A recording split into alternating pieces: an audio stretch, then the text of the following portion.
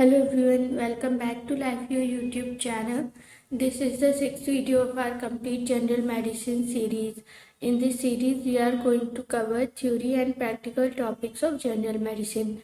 In our last video, we covered a few cardiovascular system diseases, and in this video, we are moving ahead with the other ones like heart failure, acute pulmonary edema, congenital heart disease, and arrhythmias. First topic is heart failure. In heart failure, the heart is unable to pump adequate amount of blood to meet the metabolic demands of the body. Heart failure may be due to abnormalities in myocardial contraction, which is systolic dysfunction, or relaxation and filling, which is diastolic dysfunction, or both. Heart failure generally occurs due to defect in the myocardial contractility. Ischemic heart disease and cardiomyopathy are the most common causes of the heart failure. Symptoms of heart failure are dyspnea, orthopnea, paroxysmal nocturnal dyspnea, weakness, fatigue, edema, and abdominal pain. Types of heart failure are acute or chronic. Acute heart failure occurs suddenly, as in massive myocardial infarction and acute infective endocarditis. It may be right or left or biventricular. It may be forward or backward heart failure.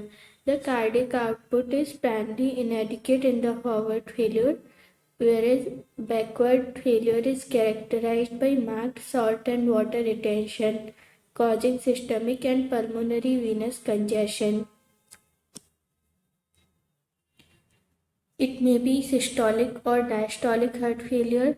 Heart failure due to impaired myocardial contraction is called systolic heart failure, while failure of ventricles to relax and fill normally is called diastolic heart failure.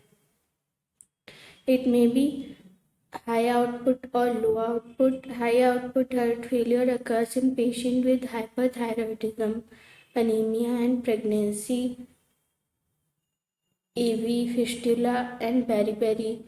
Lower cardiac output failure occurs in ischemic heart disease, hypertension, cardiomyopathy, valvular, and pericardial disease.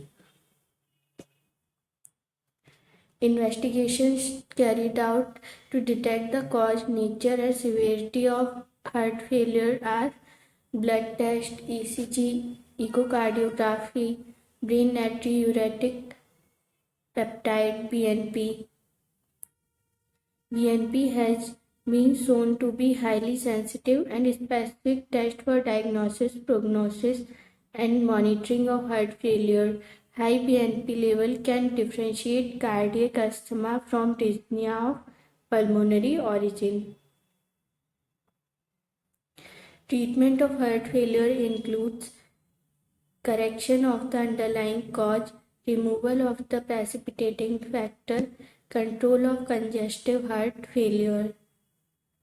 Heart failure drug therapy includes diuretics such as thiazide, loop diuretics, potassium-sparing diuretics, vasodilators, oral forms or parenteral forms, anotropic agents like digitalis, sympathomimetic amine phosphodiester inhibitors, or beta blockers like metoprolol, carvedilol, bisoprolol. Next disease is acute pulmonary edema. It is characterized by the accumulation of fluid in the pulmonary interstitium and alveoli due to increase in the pulmonary venous and capillary hydrostatic pressure. Cardiac causes of acute pulmonary edema can be cardiac or non-cardiac. Cardiac causes include left ventricular failure or mitral stenosis, or acute respiratory distress syndrome is non-cardiac cause with high altitude and narcotic overdose. Clinical features shown in acute pulmonary edema are dyspnea, cough, anxiety, and restlessness. Investigation to be done are chest X-ray, echocardiography, and serum brain natriuretic peptide. A rise in BNP level favors acute left ventricular failure as a cause of pulmonary edema. In management, we firstly put patient on oxygen support. Patient is placed in a sitting posture. Drug therapy includes intravenous morphine, furosemide, intravenous nitroglycerin, anotropic agents, intravenous recombinant BNP, and hemodialysis may be needed in patient with severe renal failure. Next disease is congenital heart disease. Its incidence is around 1% of live birth. Its classification is as shown. It can be acyanotic, cyanotic. Acyanotic cause may be left to right shunt or without shunt.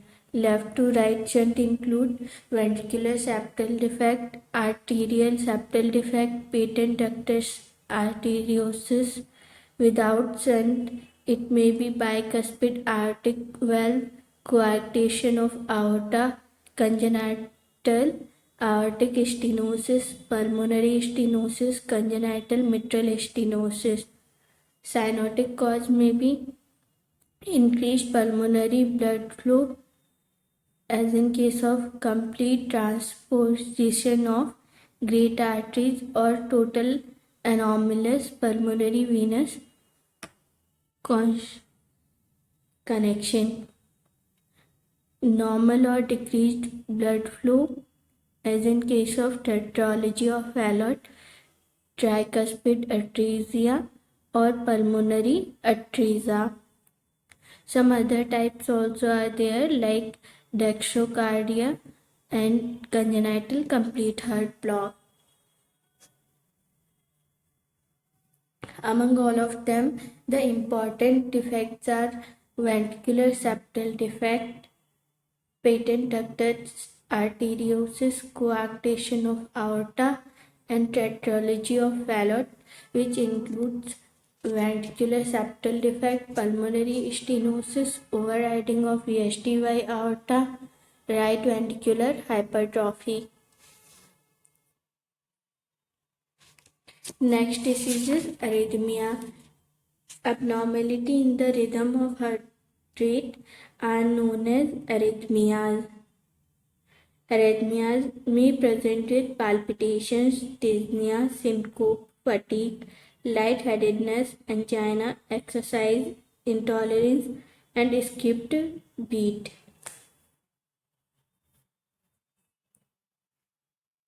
Classification of arrhythmias include sinus rhythms, tachyarrhythmias, bradyarrhythmias.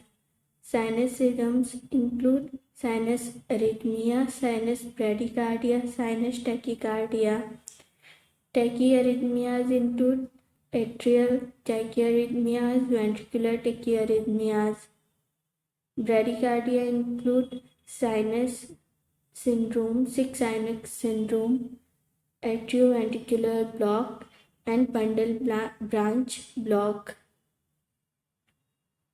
If you want a detailed video on arrhythmias, please comment below. Diagnostic tools for arrhythmias are 12-lead ECG, continuous ambulatory ECG monitoring. Exercise ECG is helpful in diagnosis of exercise-induced arrhythmia or to assess response to exercise. Event recorder, electrophysiological studies. For treatment of arrhythmia, we use antiarrhythmic drugs, which are classified under 4 classes. Class 1 drugs that block sodium channels, class 2 beta blockers, slow AV conduction, class 3 drugs which prolong action potential, class 4 slow calcium channel blockers.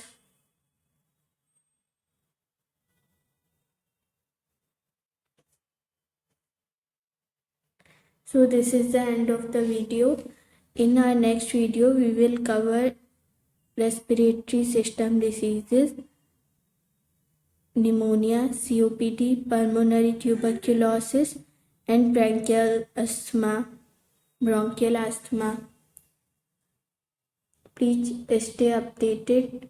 Don't forget to subscribe to the channel and liking and sharing the videos.